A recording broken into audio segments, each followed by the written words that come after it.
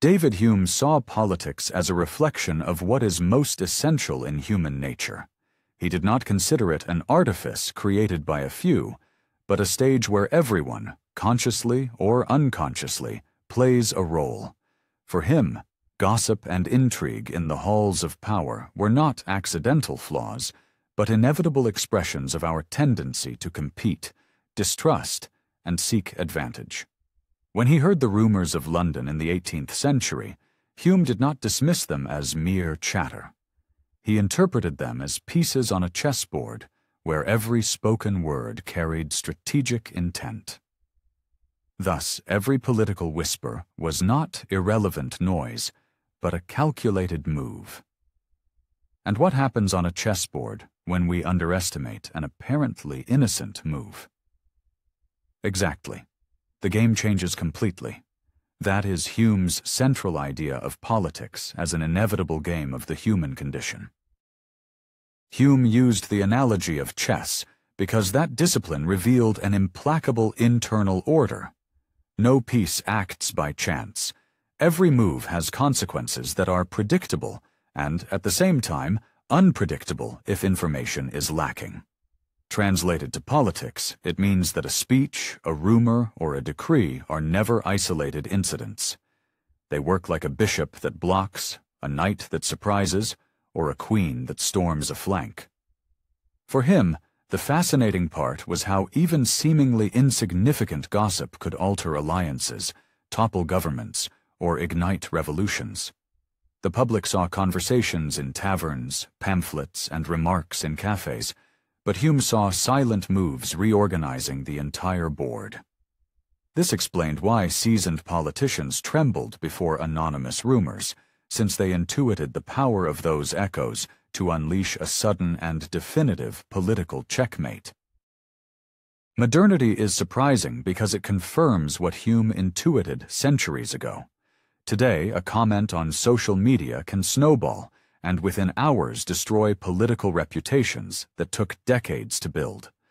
Hume would have explained it as human nature in action, the inclination to believe, repeat, and distort stories that excite us. It is not that people always seek truth, but that they seek excitement, curiosity, and personal resonance. And just as in a game of chess, a risky but attractive move can be more influential than a slow but correct one. Gossip does not die because it has irresistible psychological power. It works like a mirror reflecting ambitions and fears. For Hume, understanding this was key because it meant no government could remain stable while ignoring the constant circulation of rumors and perceptions shared by the crowd. In his essay on politics, Hume explained that institutions are as fragile as the trust that sustains them. A system may have written laws and powerful armies, but if people begin to see it as illegitimate, those beliefs act like a virus corroding it from within. A single rumor is enough to accelerate the decay, just as a bad move in chess can ruin an apparently solid position. Strikingly, Hume did not place the blame only on leaders. He observed that social nature itself leads the masses to participate. That participation occurs not only through votes or rebellions, but through the constant repetition of gossip that reshapes the climate of collective opinion. Put simply, every conversation could be the seed of a political fracture much greater than anyone suspected at its origin. If we think of the huge cafes of Edinburgh or London during the Enlightenment, we can clearly see how this mechanism worked. People gathered to read pamphlets, whisper about Parliament's decisions, and discuss the king's conduct. Hume observed these environments with analytical eyes and recognized that invisible battles were being fought there. Every phrase laced with irony, every satire published, had political effect. Cafes were the equivalent of today's digital forums. Politics pulses where people exchange stories, whether with ink and paper or with screens and memes. And the curious part is that, for Hume, this circulation of rumors was not a marginal detail of public life, but the heart of how power is formed, eroded, or legitimized. Word by word, politics was maintained or collapsed in the face of those shared stories. Hume insisted that the fascinating thing about gossip is not its truthfulness, but its effect. It could be entirely false and still reshape decisions of state. This made it more like a game of perception than of facts. Imagine a king who suspects a fabricated betrayal. Even if that betrayal never happens, the preventive measures he takes will alter the course of politics. Just like in chess, the threat sometimes matters more than the actual attack. That was the central paradox Hume detected. Rumors can be more decisive than decrees. Leaders who ignored this paid the consequences. On the other hand, those who understood that politics depends on shared narratives became master strategists, not because they controlled the truth, but because they influenced what people accepted as possible or inevitable. What is striking is that Hume did not describe it with despair, but with almost mathematical clarity. For him, politics was a field where the regularity of human nature ensured that these patterns repeated again and again. In every era, under different monarchs or republics, the same dynamic reappeared. Rumors starting wars, comments forging alliances, gossip destroying reputations. This proves that politics is never just formal institutions, but is intertwined with the psychology of rumor. Just look at ancient Rome.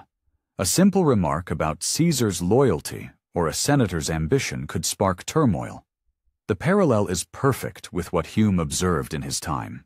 It was not pessimism, it was diagnosis, because he knew that denying the power of gossip meant underestimating the invisible engine of political change. One detail showing Hume's boldness is that he compared politics to a chess game that never ends. In that match, there is no final checkmate, because as soon as one move ends, the dynamic begins again. The rumor defeated today blooms in another form tomorrow. The ruler who neutralizes a media attack soon faces a different one. This vision was radical because it challenged the illusion of perpetual stability. For Hume, expecting the end of the political game was as naive as expecting chess players to finish a match and put the board away forever. Human nature ensures there will always be another round. And each new round returns to the laws of perception, trust, and rumor, demonstrating that politics is never resolved, only transformed under the same recurring rules.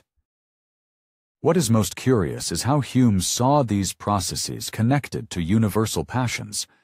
The desire to stand out, the vanity of being heard, and the fear of losing position become fuel for political rumors.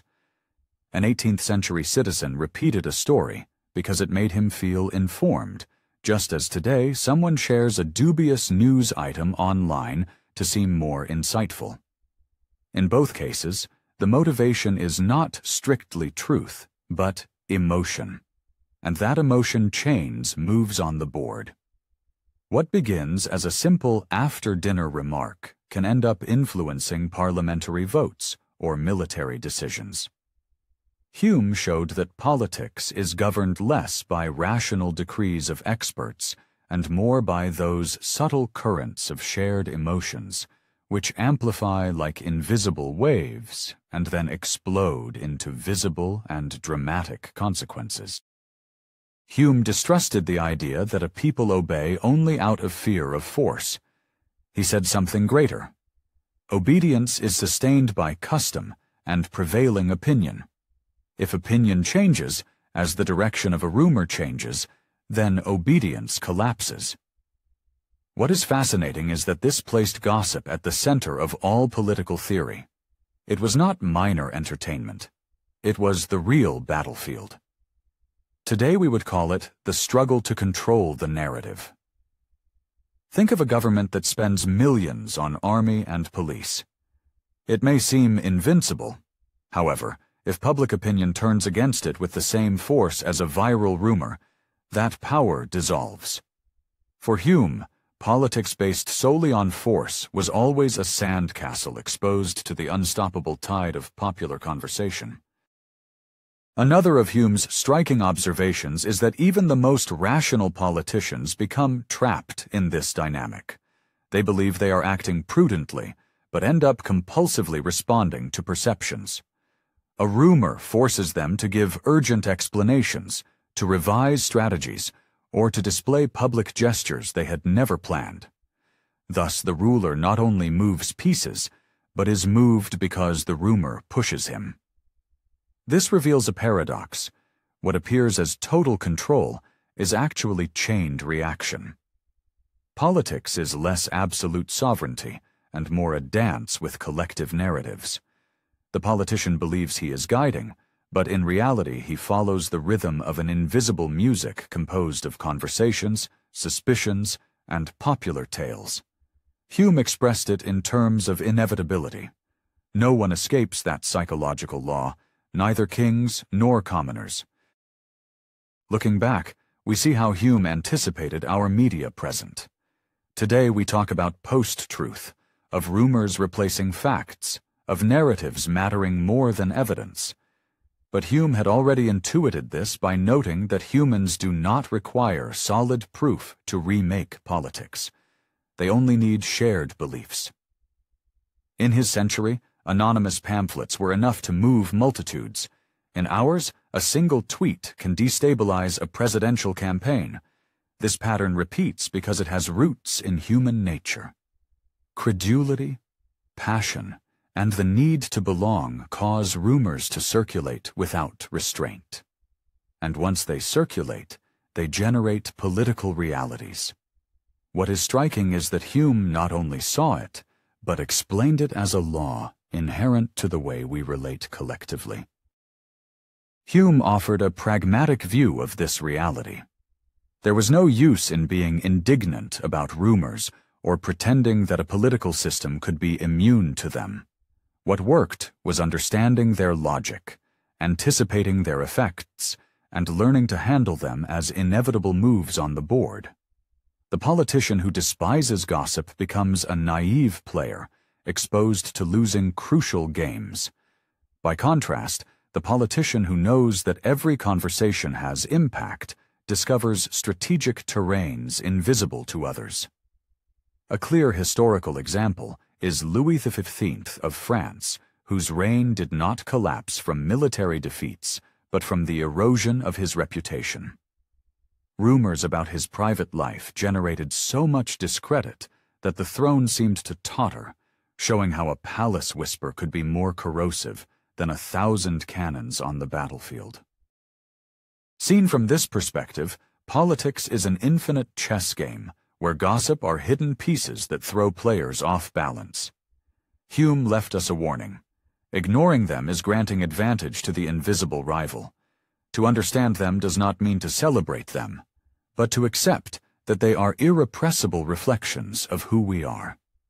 When a rumor breaks out, what we are truly witnessing is the visible manifestation of psychological needs and collective passions as powerful as official institutions. We should never think of politics only as elections, laws, and formal speeches, but as the concatenation of small everyday gestures, repeated words, and multiplied stories. That perspective changes our perception. What seemed trivial reveals itself as decisive, and what seemed stable may stagger with a single phrase multiplied by collective fascination.